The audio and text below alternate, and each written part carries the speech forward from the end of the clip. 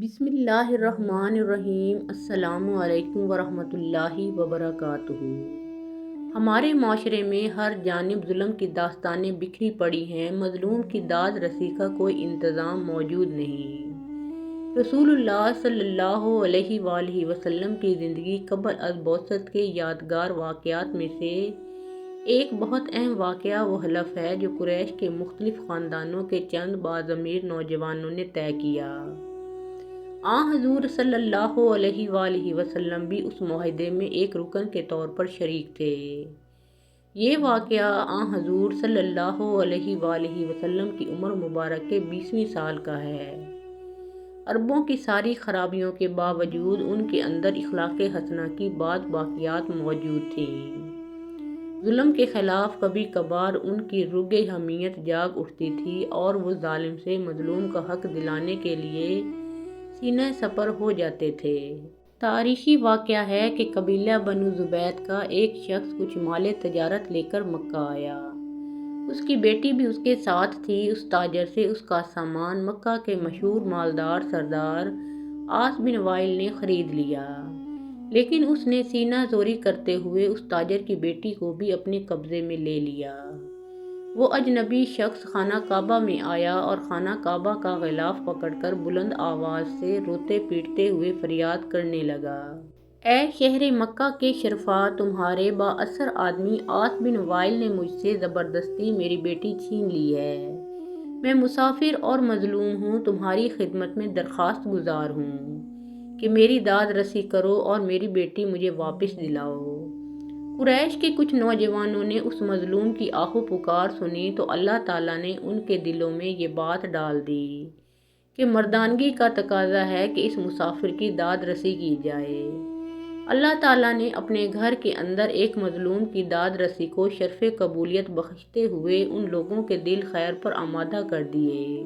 طبقات ابن سعد، البدایہ والنہایہ اور دیگر اہم کتب میں یہ واقعہ بیان ہوا ہے کہ مظلوم کی پکار پر لبیک کہنے والے لوگ بنو ہاشم، بنو زہرہ اور بنو تیم بن مرہ سے تعلق رکھتے تھے۔ سب سے پہلے اس مظلوم کی پکار پر لبیک کہنے والے سعادت مند حضور صلی اللہ علیہ وآلہ وسلم کے چچا زبیر بن عبد المطلب تھے۔ ابن سعد نے یہ بھی لکھا ہے کہ عبداللہ بن جدعان کے گھر جمع ہونے والے ان ارکان کے کھانے کا انتظام بھی زبیر بن عبد المطلب نے ہی کیا تھا۔ یہ کتنے لوگ تھے؟ گمان غالب یہ ہے کہ یہ لوگ درجن بھر کے لگ بھگ تھے۔ نبی اکرم صلی اللہ علیہ وآلہ وسلم ان میں پیش تھے۔ یہ سب لوگ اس زبیدی شخص کو اپنے ساتھ لے کر عاص بن وائل کے دروازے پر پہنچے۔ اسے باہر بلایا گیا اور سب نے یک زبان کہا کہ اس مظلوم پر تم نے کیوں ظلم ڈھایا ہے؟ اس نے کہا، میں نے کوئی ظلم نہیں کیا، وہ لڑکی کنیز ہے۔ جب مال کا سودا کیا تھا تو یہ لڑکی بھی میں نے اس شخص سے خرید لی تھی۔ میں اس سے تمتع بھی کر چکا ہوں۔ عاص بن وائل کا جواب سن کر وفد کے لوگوں نے زبیدی سے وضاحت مانگی تو اس نے کہا کہ خانہ کعبہ کی عظمت و تقدس کی قسم، میں نے اپنی لڑکی بیچی نہیں ہے اور نہ ہی وہ کنیز ہے، وہ میری بیٹی ہے اور اس شخص نے اپنی قوت کے بل بوتے پر زبردستی اسے اغوا کر کے اپنے گھر میں قید کر لیا ہے۔ اس پر وفد کے لوگوں نے سختی کے ساتھ عاص بن وائل سے بات کی تو اس بدبخت نے اپنے جرم کا اعتراف کر لیا اور لڑکی اسے واپس دینا پڑی۔ ایک روایت یہ بھی ہے کہ ابھی تک عاص بن وائل نے اس لڑکی سے تمتع نہیں کیا تھا۔ اس کے واپس کرنے کے وقت اس نے ارکان وفد سے کہا کہ میں کل صبح لڑکی واپس کروں گا، ایک رات مجھے اس کے ساتھ گزار لینے دو۔ وفد کے تمام غیرت مند ارکان نے اسے سختی کے ساتھ اس ارادہ بد پر شرم دلائی اور کہا کہ یہ ہرگز ممکن نہیں، چنانچہ اسے اپنے شیطانی ارادے پر عمل کا موقع نہ ملا۔ زبیدی کی بیٹی اسے واپس دلا دی گئی۔ اب اس نے اپنی بیٹی کو ساتھ لیا اور اپنے علاقے کی طرف روانہ ہو گیا۔ جاتے ہوئے وہ اور اس کی بیٹی ان تمام نوجوانوں کو دعائیں دے رہے تھے جنہوں نے ان کی داد رسی کی تھی۔ مظلوم کی بد دعا بھی رب عرش تک بلا روک ٹوک پہنچتی ہے اور اس کی دعا بھی۔ وہ قریشی نوجوان خوش نصیب تھے جنہوں نے مظلوم سے دعائیں لیں۔ جب اس تنازعہ کا فیصلہ بحسن و خوبی ہو گیا تو وفد کے ارکان میں سے بعض نے مشورہ دیا کہ اس قسم کے واقعات وقتاً فوقتاً رونما ہوتے رہتے ہیں، کیا ہی اچھا ہو کہ ہم آپس میں حلف اٹھائیں کہ ہم ظالم کے مقابلے میں ہر مظلوم کی مدد کریں گے، خواہ وہ کوئی بھی ہو۔ چنانچہ یہ سب لوگ عبداللہ بن جدعان کے گھر پر اکٹھے ہوئے اور اللہ کے نام پر سب نے یہ حلف اٹھایا، ہم حلف اٹھاتے ہیں کہ غصب شدہ چیز مالک کو واپس دلائیں گے، آج کے بعد کسی پر ظلم کو برداشت نہیں کریں گے، ہر مظلوم کی داد رسی ہوگی اور ظالم کو اس کے ظلم کی سزا دی جائے گی۔ اسے حلف الفضول کہا جاتا ہے۔ الفضول کا معنی ہے کہ وہ چیز جو ظلم کے ساتھ چھینی جائے۔ نبی اکرم صلی اللہ علیہ وآلہ وسلم فرمایا کرتے تھے، میں نے عبداللہ بن جدعان کے گھر میں جو حلف اٹھایا تھا، آج اسلامی دور میں بھی اگر کوئی مجھے اس کی طرف دعوت دے تو میں لبیک کہوں گا، البدایہ والنہایہ۔ اس حلف کو حلف الفضول کہنے کی 3 وجوہات بیان کی گئی ہیں۔ ایک تو یہ کہ حلف میں جتنی باتیں کی گئی تھیں وہ اخلاقی فضائل کے زمرے میں آتی ہیں۔ دوسری یہ کہ فضول اس متاع کو کہا جاتا ہے جو جبر و ظلم سے چھین لی جائے۔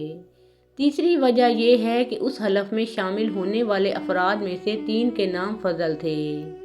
مورخ حلبی نے اپنی تاریخ میں مزید ایک وجہ بیان کی ہے کہ حضور صلی اللہ علیہ وآلہ وسلم کی تجویز پر ان لوگوں نے یہ بھی حلف اٹھایا تھا کہ اپنی کمائی میں سے ضروریات سے زائد فاضل مال مہمانوں کی ضیافت کے لیے خرچ کریں گے۔ ابن کثیر نے لکھا ہے کہ 3 ارکان حلف اس نام سے موسوم تھے۔ نمبر 1 الفضل بن فضالہ، نمبر 2 الفضل بن وداع اور نمبر 3 الفضل بن حارث۔ یہ ابن قتیبہ کی روایت میں بیان ہوئے ہیں، جبکہ ابن کثیر نے دوسری روایت مورخ سہیلی کے حوالے سے لکھی ہے اور اس میں یہ نام آئے ہیں الفضل بن شراح، الفضل بن وداع اور الفضل بن فضاع۔ زمانہ جاہلیت میں قریش کے اہل خیر نے جتنے اچھے کام کیے ہیں ان میں سے یہ ایک بہت عظیم کارنامہ ہے۔ حضور صلی اللہ علیہ وآلہ وسلم کی بعثت سے قبل اس واقعہ کا ظہور اللہ تعالیٰ کی طرف سے ایک خاص نعمت تھی، جس پر حضور صلی اللہ علیہ وآلہ وسلم نے ہمیشہ اللہ کا شکر ادا کیا، البدایہ والنہایہ۔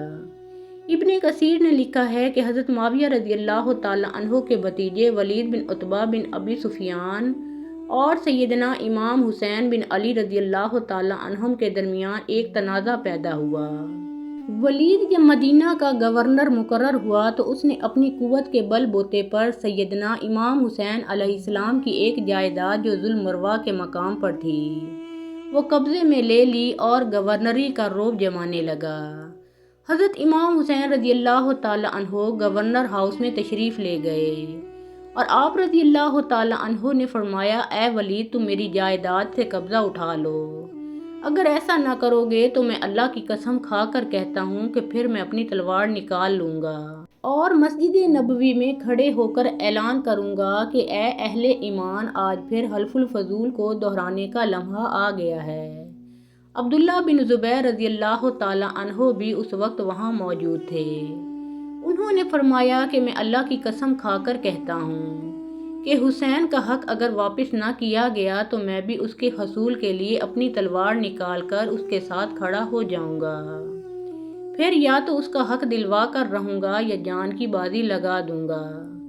حضرت مسعود بن مخرمہ رضی اللہ تعالیٰ عنہ تک جب یہ بات پہنچی تو انہوں نے بھی یہی اعلان کیا جو حضرت عبداللہ بن زبیر رضی اللہ تعالیٰ عنہ نے کیا تھا۔ پھر اس تنازع کی خبر حضرت عبد الرحمن بن عثمان رضی اللہ تعالیٰ عنہ تک پہنچی تو انہوں نے بھی وہی الفاظ دہرائے۔ والی مدینہ ولید بن عتبہ کو جب اس صورتحال کا پتہ چلا تو اس نے حضرت امام حسین رضی اللہ تعالیٰ عنہ کا حق انہیں واپس دے کر راضی کر لیا، البدایہ والنہایہ۔ حقدار کے حق میں آواز اٹھانا اور اس کا حق دلانے کی کاوش اللہ تعالیٰ کے محبوب ترین اعمال میں سے ہے۔ اللہ تعالیٰ کے نبیوں کی آمد کا مقصد بھی قرآن مجید نے یہی بیان کیا ہے کہ عدل قائم ہو اور ظلم مٹ جائے مظلوم کے حق میں اگر لوگ اٹھ کھڑے ہوں تو ہر دور میں اہل قوت و اہل اقتدار کو ان کے سامنے گھٹنے ٹیکنا پڑتے ہیں۔ لیکن المیہ یہ ہوتا ہے کہ معاشروں کے اندر بے حسی اور ذاتی و انفرادی مفادات تک سوچ کو محدود کر لینے کے نتیجے میں ظالم منہ زور ہو جاتا ہے اور مظلوم بے بس و مجبور بن کر یا تو چپ سادھ لیتا ہے یا تنہا دھکے کھاتا پھرتا ہے۔ سنت رسول صلی اللہ علیہ وآلہ وسلم کس قدر واضح ہے کہ ظلم کا خاتمہ شان مومنانہ بھی ہے اور فرض عین بھی۔ آج اس جذبے کو پھر سے زندہ کرنے کی ضرورت ہے۔ ایک اور بیان سنیں محترم ناظرین کرام، کسی کی مشکل وقت میں مدد کرنے سے اللہ تعالیٰ انسان کے لیے کیسے اسباب پیدا فرماتے ہیں۔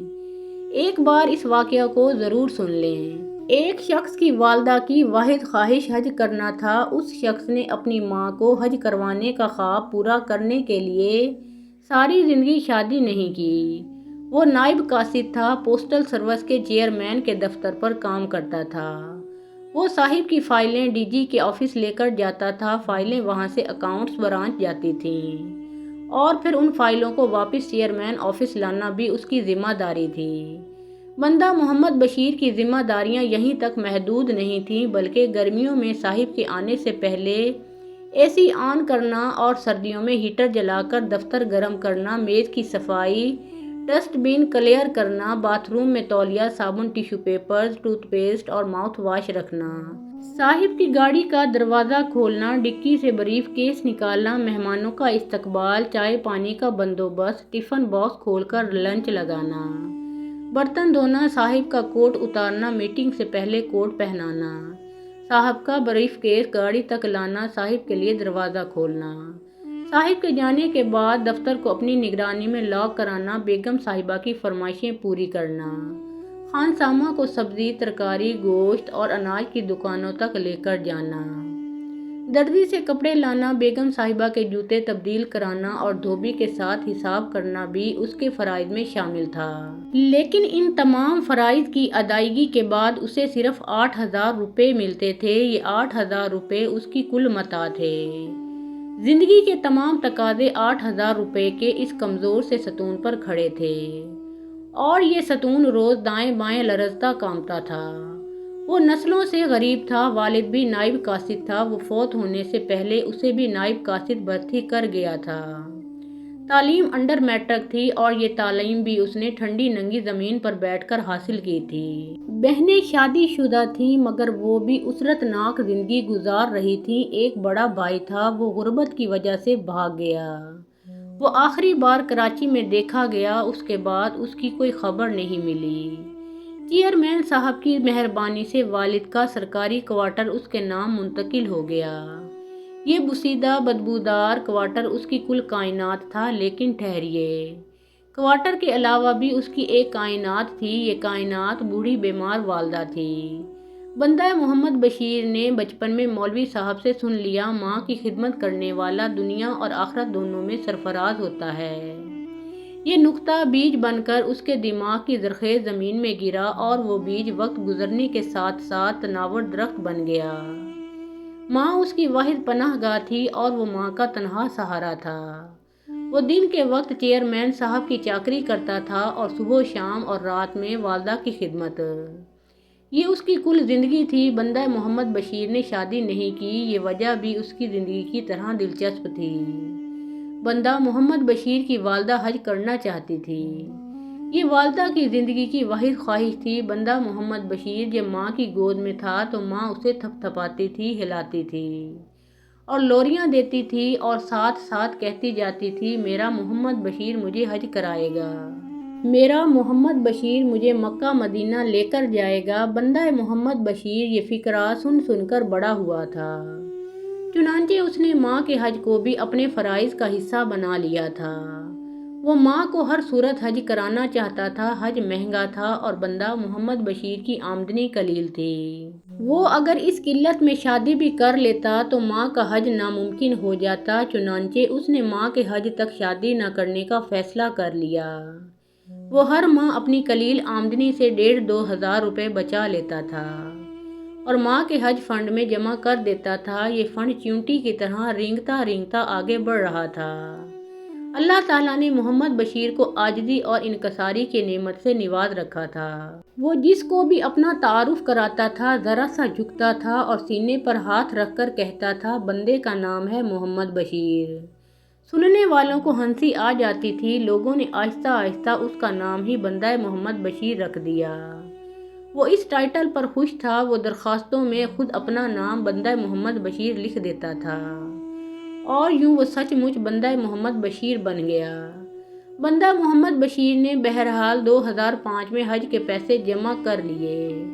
وہ درخواست جمع کرانے گیا تو پتہ چلا ماں محرم کے بغیر حج نہیں کر سکتی۔